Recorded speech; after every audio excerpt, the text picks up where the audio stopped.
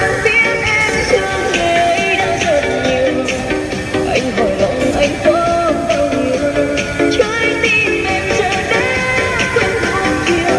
Xin đừng quên ta đã từng yêu.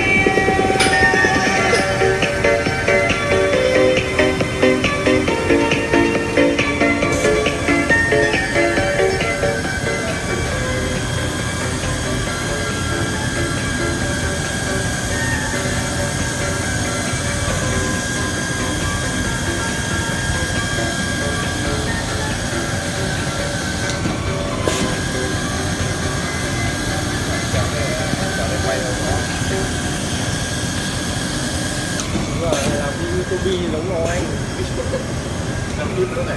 Làm hẳn kênh.